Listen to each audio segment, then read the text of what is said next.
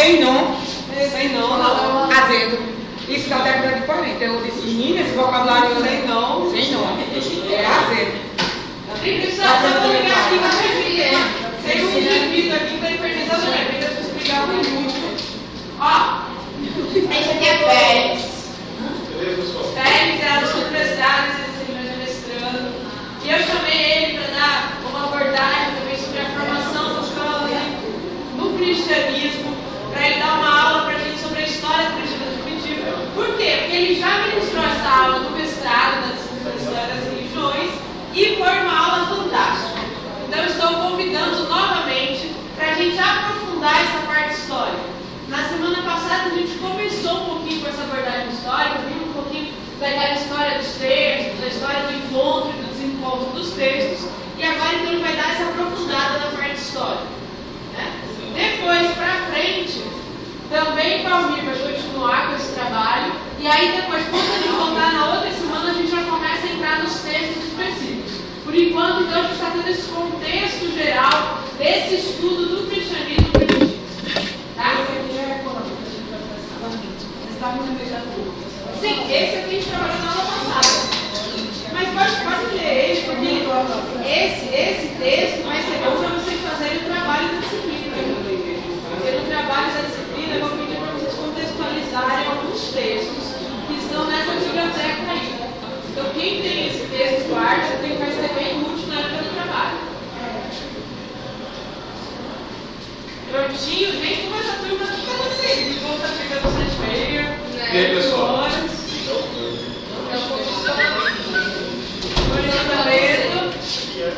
Boa noite a vocês. Querem apagar a luz? Apaga tudo que...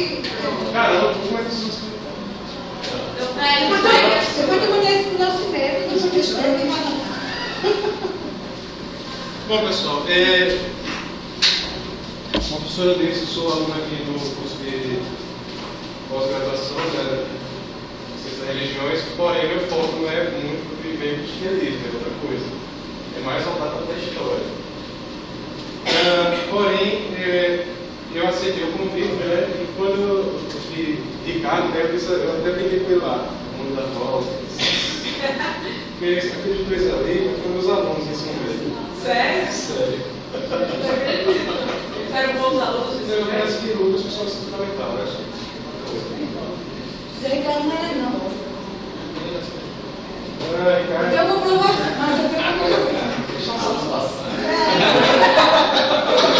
Não vou nem falar que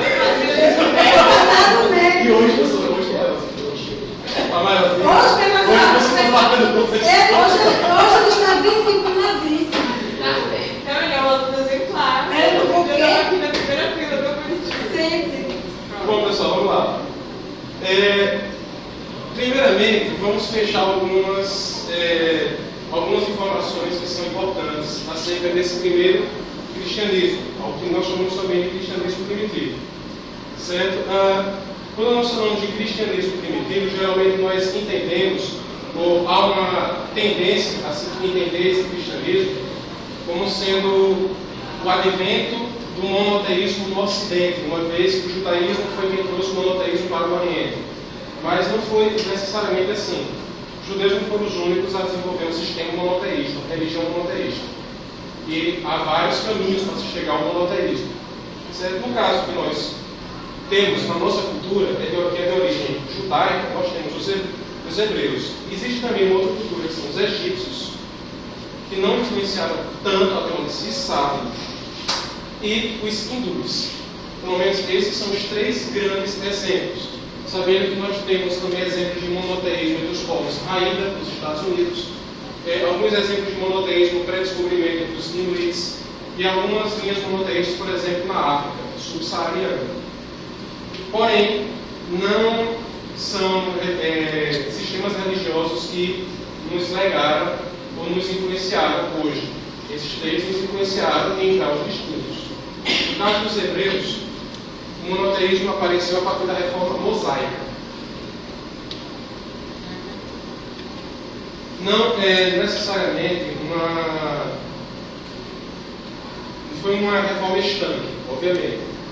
Antes havia, dentro da cultura hebraica, um Deus chamado Ele, que podia muitas vezes ser chamado também de Elohim, sabendo que Elohim é o plural do nome Ele, e que em nada tem a ver com o fato de ser um plural de majestade, como se diz, um plural usado para o respeito.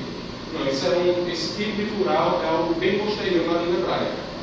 Havia de fato um politeísmo incipiente na própria cultura judaica, e que, para quem gosta de ler a Bíblia potenciável, por exemplo, basta ir ao livro de Gênesis e ver qual era a profissão do pai de Abraão.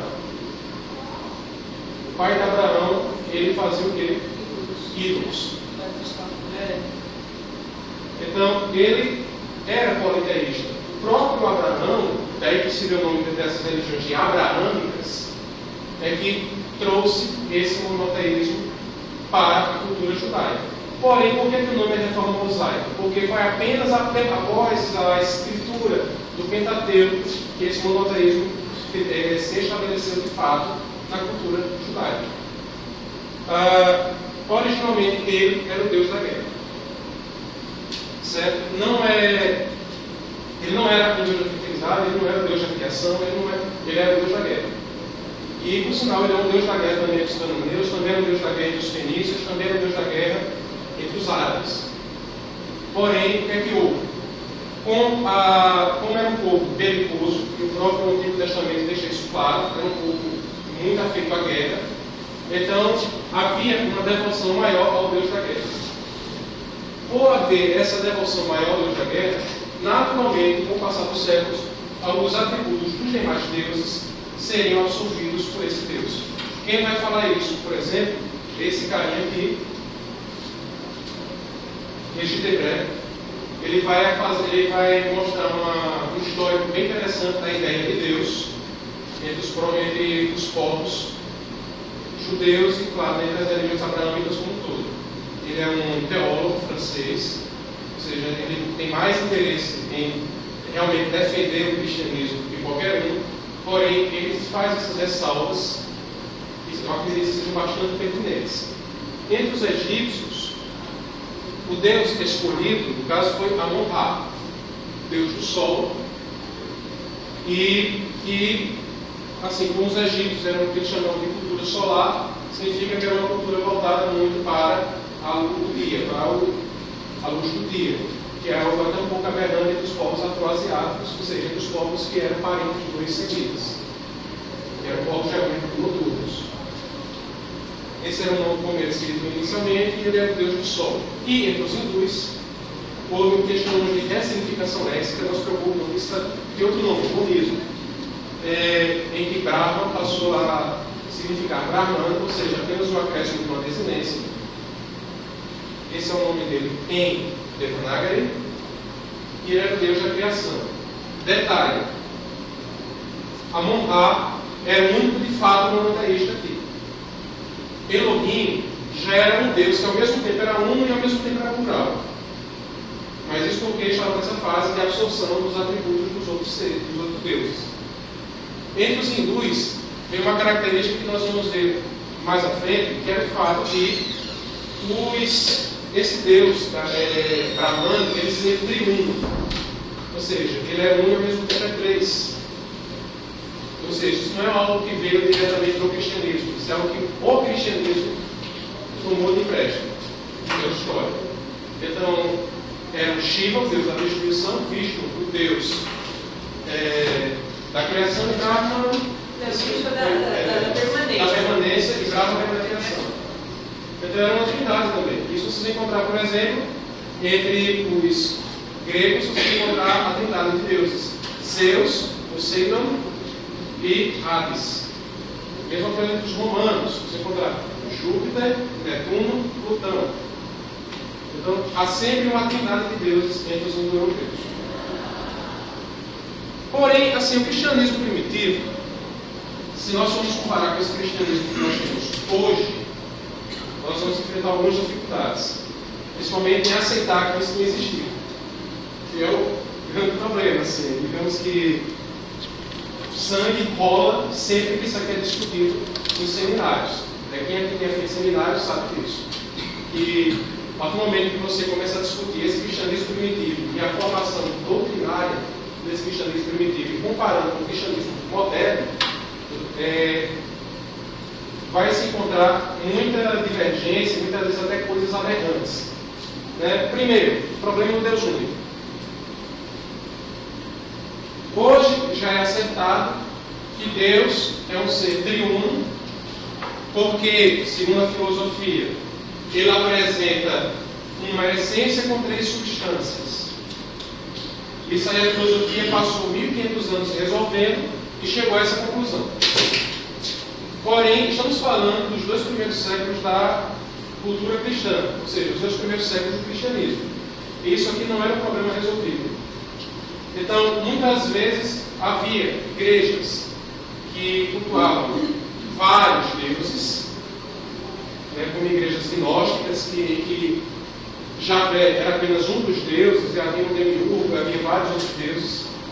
Como havia igrejas que cultuavam apenas um deus, que às vezes até mesmo igrejas que cultuavam 2 deuses, um deus do bem e um deus do mal, que eram as igrejas manicaístas, principalmente. É um movimento que aparece depois do século II e vai se desaparecer lá para o século IV ou V depois de Cristo. Certo, pessoal? Então isso não era um problema resolvido. Ou seja, não há uma unanimidade em torno da ideia de Deus único nessa primeira cristandade. Não existe. O Deus único só vai se tornar uma unanimidade porque, como a origem era judaica, e como os judeus já haviam consolidado esse monoteísmo, então era nada mais natural do que retornar essa unidade que havia no judaísmo. Outro problema é da alma.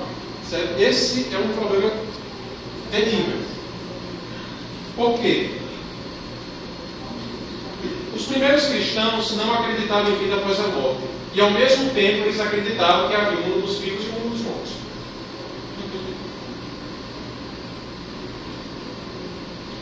Como é que vocês resolveriam isso?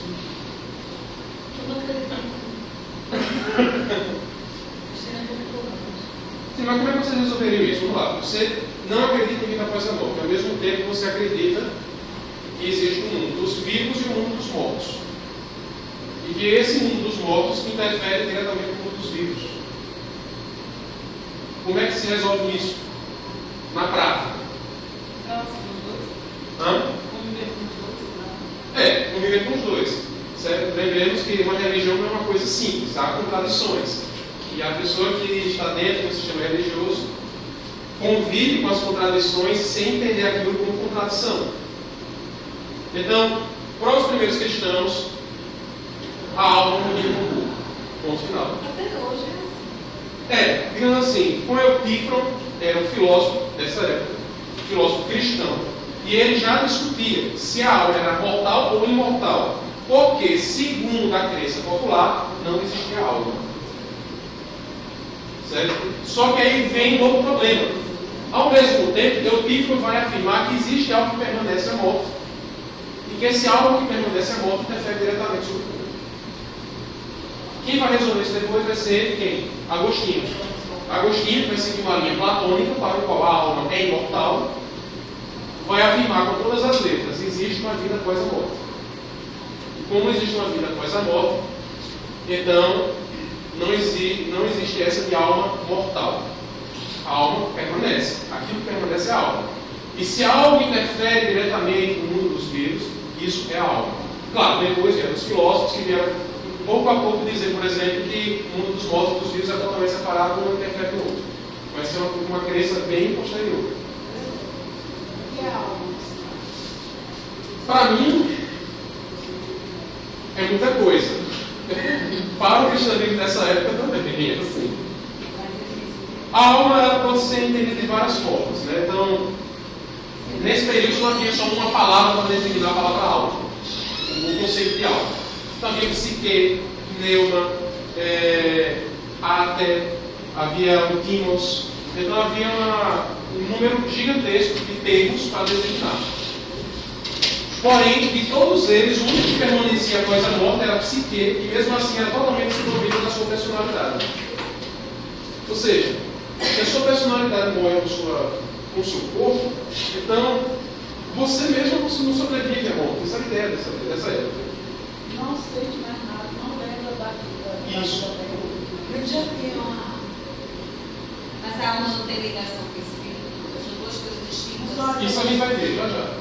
Pessoas, Assista ali. não são as emoções, não sei, não.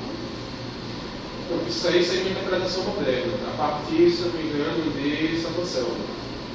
Não, Boaventura. Ele vai afirmar que as emoções se imprimem na sua essência de modo a sobreviver após a sua morte. Só que Santo Anselmo é o quê? Não, Boaventura é o quê? Século VIII, para Ainda existiam os sanskaras.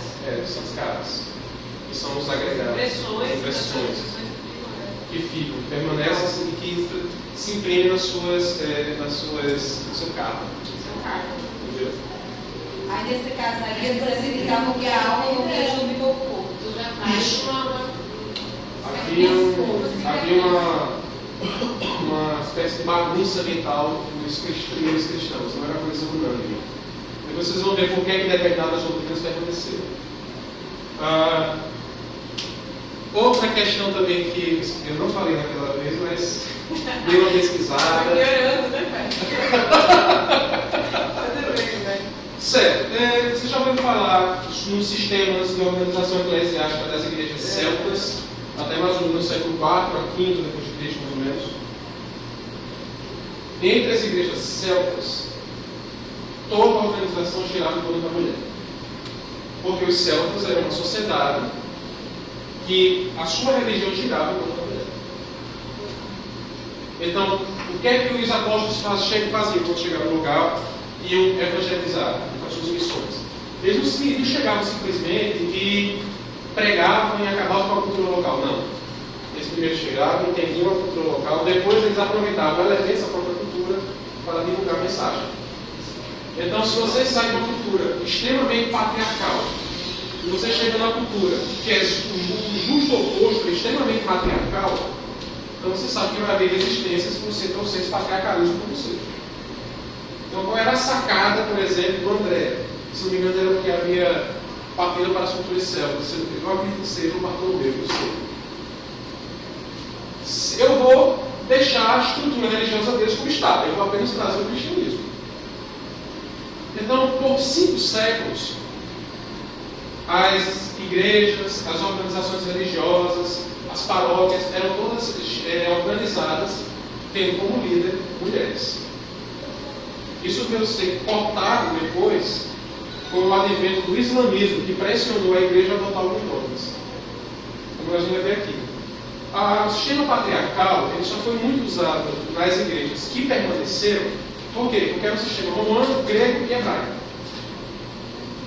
Possuía uma espécie de unidade política de quem passou adiante. O matriarcalismo morreu com o tempo, mas ainda era existente em alguns momentos na Europa, até mais ou menos o século XI, XII. Por exemplo, se vocês observarem que existiam mosteiros, por exemplo, das beguinas, acho que é esse o nome, elas eram freiras que tinham contato mais aberto com a sociedade. Eles tinham o convento das beguinas, e até o século XII, mais ou menos, eram quem realizavam os partos, eram quem aconselhavam os governantes, eram quem curavam as pessoas das doenças e até faziam feitiços. Era uma coisa bem interessante, a relação do feitiço com o feminino, mas depois ser explorado pela Inquisição. Daí isso acabou tudo. Não, não acabou com tudo não. Então, que não mataram por lá e por cá. São por lugar de seus fãs. Mas ainda hoje na África, a mulher que numa família começa a morrer os homens, aquela mulher ela é esquartejada perante a sociedade até hoje na África. Nossa. Mas tem sociedades patriarcais ainda na África, não sabe por aí. Chama ela de feiticeira porque começa o quê? Os homens a morrer na família. Mas isso aí é um fenômeno bem mais recente, já certo, né? Que muita coisa que já devia ter sido resolvida, que está voltando, né? Sim, aí, quarto grande problema desse primeiro cristianismo é o problema da lei e da não lei, né? Que é o legalismo e a antinomia. E isso nunca se resolveu, por sinal. né? A lei seriam as obras. A princípio, né, poderia ser, ao mesmo tempo, respeitar as leis judaicas ou tentar alcançar a sua salvação através de boas obras. E havia a não-lei, ou a antinomia, em que não existia uma lei a ser seguida e a sua salvação era apenas pela fé. Certo? A gente vai ver depois, mais adiante, porque é que isso era problema nessa época. E finalmente, a humanidade de Cristo. Isso era o problema. Para o cristão primitivo, às vezes Cristo era totalmente humano, às vezes era totalmente divino, e às vezes era o meio termo. E, ao mesmo tempo, havia uma espécie de cristianismo esotérico e um cristianismo popular. E os dois meio que se misturavam. Esse cristianismo esotérico é o que nós conhecemos hoje como gnosticismo. E um dos grandes resultados ainda hoje desse gnosticismo, adivinha onde está? Os dois grandes resultados desse gnosticismo cristão dos primeiros séculos. Onde é que ainda sobrevive hoje?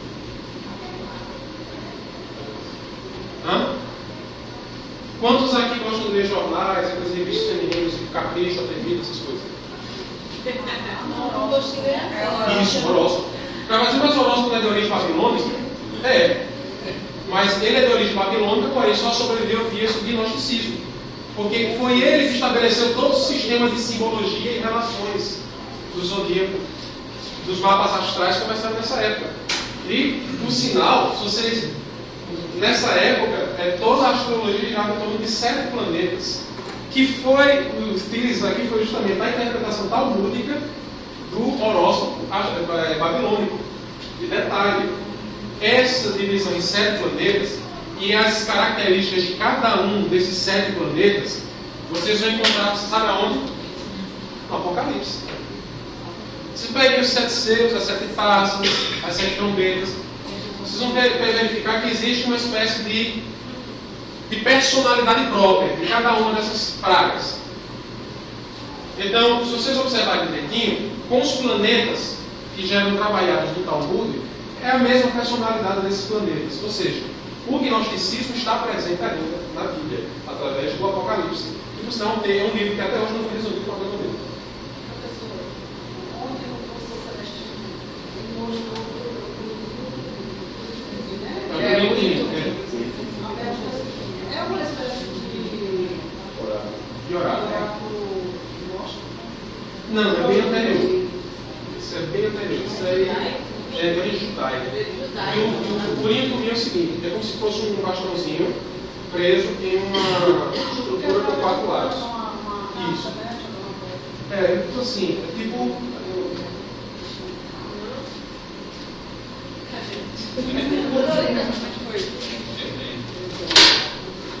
Será que o Elis levou?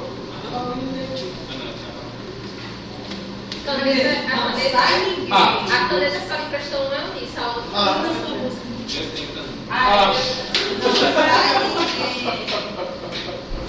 Peraí. Sim, eu estou procurando, só para retomar. O problema da alma, vocês podem encontrar nesse pequeno livrinho aqui, Breve História da Alma, de Luca Gonzaga, um italiano, um filósofo e teólogo italiano, que resolveu dar um estudo da alma, do conceito de alma, desde as 3 culturas clássicas, né, a saber, as 3 culturas clássicas com influência direta no cristianismo, a saber, gregos, hebreus e indianos. Por que não se fala dos latinos? Porque os latinos já são pensados pelos gregos. E vai até os dias de hoje, passando pelos filósofos e pelos teólogos. Breve História da Alma. Luca Gonzaga, um italiano. Certo, então o Corinto é o seguinte: você tem um pequeno bastãozinho assim,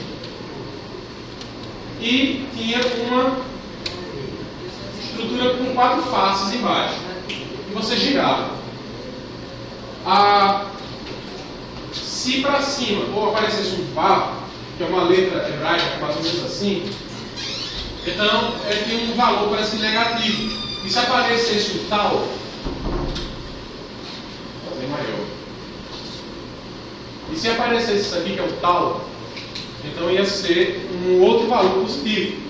Então, eles giravam e esperavam. Era tipo os runas, era como você jogar as runas entre os vikings. Você jogava os runas para cima e para isso se interpretava. E geralmente eles, como o número 7 é muito importante para os judeus, então eles tinham que girar 7 desses para verificar. Era como jogar os búzios. Então eles tinham muito esse hábito.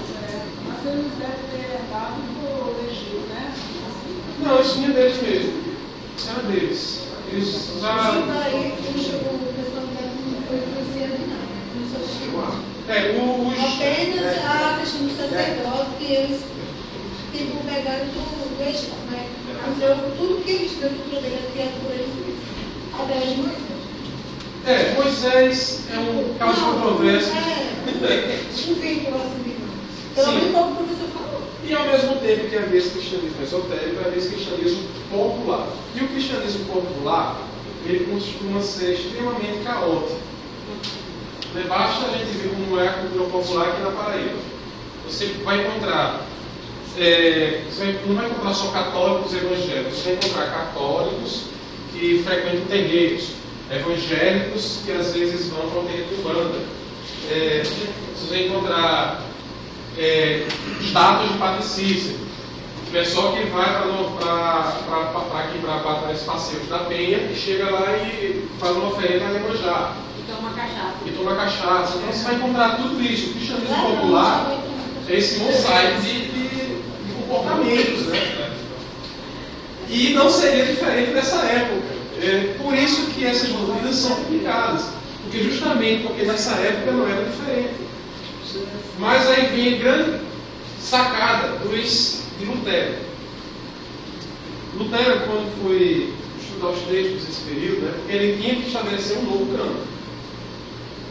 Então, quando ele foi estudar os textos desse período, ele chegou à seguinte conclusão: não importa se Deus é um ou se é vários. Não importa se a alma existe ou não existe, se ela é imortal ou se ela é mortal, se existe o mundo dos mortos ou não existe. Não importa se quem está mandando na igreja é um homem ou uma mulher. Não importa essa questão entre leis e obras. Ele vai resolver isso pela justificação, que vai para juntas duas uma coisa só. Não importa se Cristo era só humano, se Cristo era totalmente Deus, se Cristo era o meio termo dos dois. Não importa se o cristianismo tem que ser esotérico, como vai ser. O que importa é que aquela doutrina básica do cristianismo seja respeitada. Porém, aí vem ali a grande sacanagem de Lutero. Ele tem uma sacada e uma sacanagem. Porém, tem também a minha forma própria de crer, e a minha forma própria de crer é essa. Aí o que a igreja luterana faz? Se constrói em cima da forma de crer de Lutero. Até o ponto de o luteranismo se tornar a religião étnica da Alemanha, praticamente. Isso aí eu falei para claro.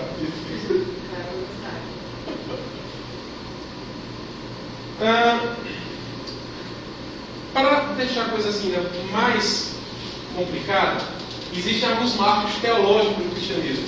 Momentos em que sua teologia mudou completamente.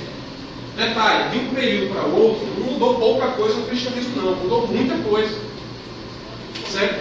Esse período que nós estamos vendo, o cristianismo primitivo, corresponde a esse período patrístico dos pais da igreja. Que é século I e II, refere-se a esse cristianismo realmente bem nuclear, aquele que tinha acabado de nascer. Ele estava encontrando sua identidade. É diferente desse segundo período que, às vezes, na filosofia e na teologia, às vezes nós chamamos de patrologia e patrística. Detalhe, existe o período patrístico e existe a patrística, que vai do século II ao século VII depois de Cristo. O que é que aconteceu no século VII? Vamos voltar um pouquinho para aquela região da Palestina e depois vamos voltar um pouquinho mais para o Oriente. O que é que aconteceu? Aí você desce um pouquinho para um deserto, uma península arábica. O que é que apareceu ali que fez com que esse cristianismo necessitasse mudar de cara? O quê? O islamismo. Então, esse cristianismo que antes era algo muito livre, não havia muita preocupação de como você pessoalmente tinha esse cristianismo, passa a ser um cristianismo que precisa firmar sua identidade frente a outra religião que surge, cresce rápido e ameaça. Certo, pessoal? Que é o advento do islamismo justamente no século VII. Esse segundo momento, que é a patrologia patrística, também já é caracterizado pelos filósofos cristãos. Eutífron e Cristiano Agostinho de Hipona são os dois maiores expoentes desse período. Detalhe, Agostinho de Hipona era etíope, então esqueçam aquelas iconografias cristãs dele loirinho de olhos azuis. Certo?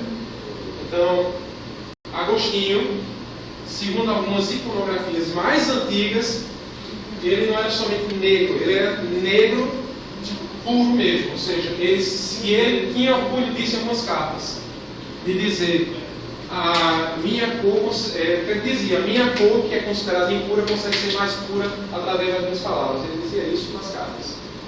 Principalmente quando foi a receita de a mãe dele, Santa Mônica. Muito interessante isso. Aí como é que a igreja vai botar isso na iconografia? O cara louco e olhos azuis.